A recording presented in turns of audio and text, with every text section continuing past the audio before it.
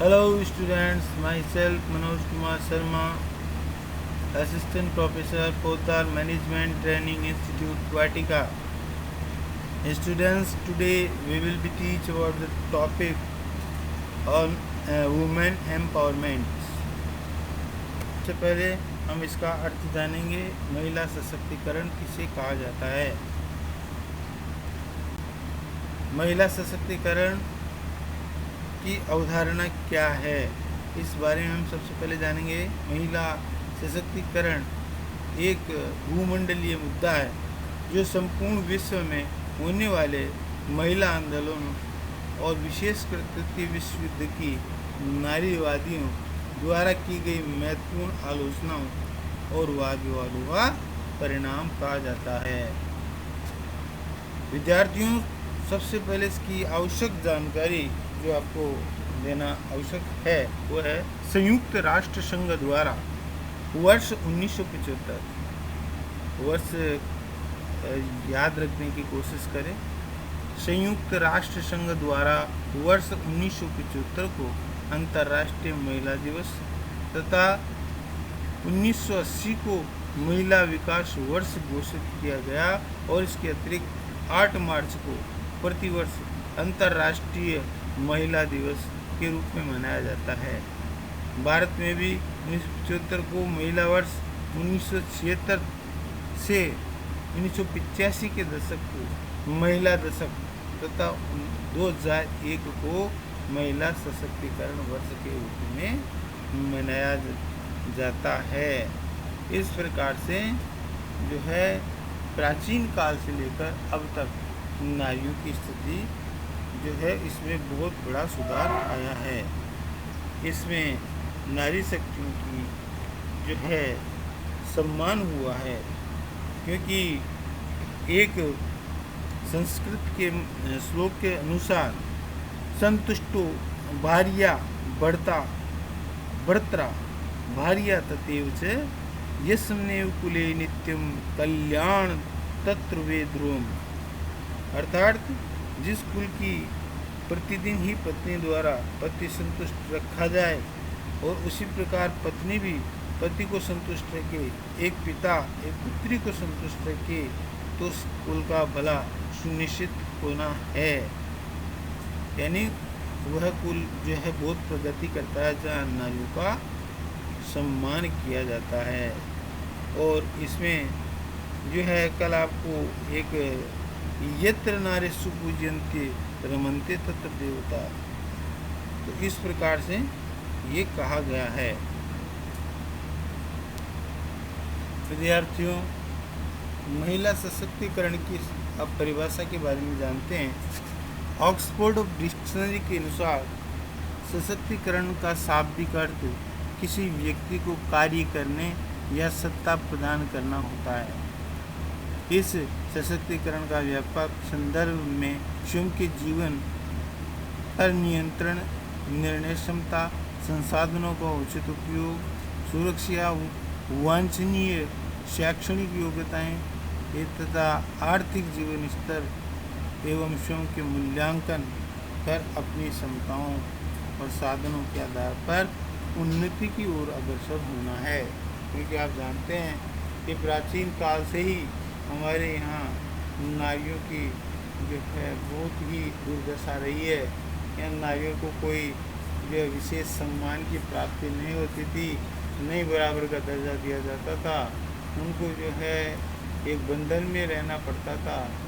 वह अपना सारा दिन घरेलू काम काजों में बिताती थी, उसे अधिक कार्य करना पड़ता था।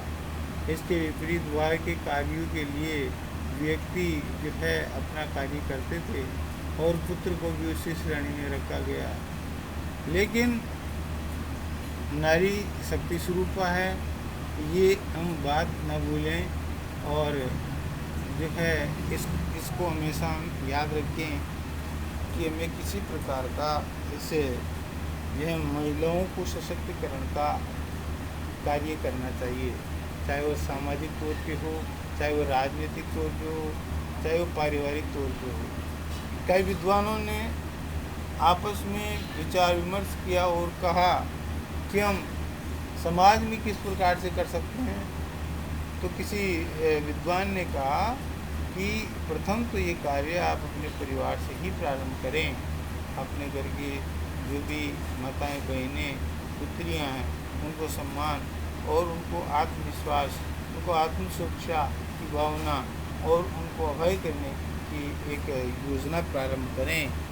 सबसे पहले स्वयं घर से जो है जितनी भी महिलाएं हैं वो अपने आप को सहज और सुरक्षित महसूस करने लगें। इसके बाद आप जो है दूसरा कार्य समाज के लिए करें और ये संदेश फैलाएं और इस संदेश का बहुत ही सकारात्मक प्रभाव पड़ेगा और इससे जो महिलाओं की स्थिति अग्रसर और उन्नति की तरफ बढ़ेगी। अब आगे बात करते हैं कि महिला सशक्तिकरण की अनेक संबंधित और सहायता करने वाली बात। योजनाओं के अंतर्गत मामूली विकलांग बालिकाओं के लिए सामान्य बालिकाओं के साथ पढ़ने की व्यवस्था की गई है। जो गरीब है उनके लिए छात्रवृत्ति की व्यवस्था भी की गई है। अब इसमें से कई महिला सशक्तिकरण अपने आप को जो है नहीं मानती है। जो शारीरिक विकलांग महिलाएं होती है वो अपने आप को बहुत ही असहज और अक्षम्य महसूस करती है और कि क्षमता न होने के कारण से उनके जैसे कि एक हाथ काम नहीं करना, एक पाँव का काम नहीं करना, ठीक से चलने में परेशानी आना, जो है कार्यों में बाधा आना, तो ये इस प्रकार के कार्य होते हैं। तो वह प्रारंभ से ही वह उस एक शारीरिक कमी के कारण से वो जूझती रहती है। उसको प्रत्येक बालक और परिवार में और बाहर उसको जो है इस कार्य के लिए टोकता है। तो इस प्रकार से उसका आत्मबल और आत्मविश्वास कम होता है। इसके लिए 4 संस्थान जो हैं वो जो है प्रमुख रूप से कार्य कर रहे हैं। पहला है राष्ट्रीय दृष्टि विकलांग संस्था देहरादून, दूसरी है राष्ट्रीय श्रवण विकलांग संस्था बम्बई, तीसरा है राष्ट्रीय हस्ती रचना विकलांग संस्था कलकत्ता और चौथा है राष्ट्रीय मानसिक विकलांग संस्था सिकंदराबाद।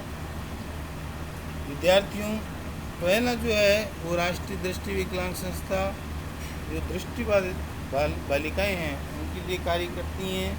उनके लिए एक ब्रेल लिपि जो कि अंध बालकों को जिनको नज़र नहीं आता, जिनकी बचपन से ही जन्म से ही नेत्रहीनता रहती है, यह बाद में समस्या आती है, तो उनका इस प्रकार से उनका अध्ययन करवाया जाता है। दूसरा राष्ट्रीय श्रवण विकलांग संस्था, यहाँ पर जो सुनने में जिन विद्यार्थियों को या बालिकाओं को जो प्रमुख रूप से बाधा आती है वह जो है उसमें कार्य किया जाता है। तीसरा है अस्थि रचना विकलांग संस्था, जिसमें विभिन्न तरह से बालिकाओं की अस्थियों में विकृति होने के कारण से जो है बदलाव आते हैं शारीरिक, उसके बारे में उनको आत्मबल और आत्मविश्वास बढ़ाती हैं। चौथी है राष्ट्रीय मानसिक विकलांग संस्था सिकंदराबाद, और ये जो है मानसिक रूप से विकलांग बच्चों को जो कि समर्थ नहीं है, शारीरिक समर्थ तो हैं लेकिन मानसिक समर्थ न होने के कारण से उनकी कार्यों में बाधा आती है। तो इस प्रकार से 4 संस्थाएं प्रमुख रूप से महिलाओं के लिए कार्यरत हैं और ये बालिकाओं के लिए कार्यरत हैं। ये विशेष इसी प्रकार की जो है इनका गठन किया गया है। अब इसमें महिलाओं की स्थिति में शिक्षा विकास से परिवर्तन क्या होगा। समाज में अब कुछ ऐसा परिवर्तन आया है कि बेटियों की भूमिका प्रोटेक्टर यानी रक्षित से रक्षक में परिवर्तन हो रही है। बेटियां अंतर्राष्ट्रीय स्तर पर भी व्यवसाय का उत्तरदायित्व उचित ढंग से संभाल रही है। केवल व्यवसाय ही नहीं, ये कहा जाता है कि हर एक सफल इंसान के पीछे महिला का हाथ होता है।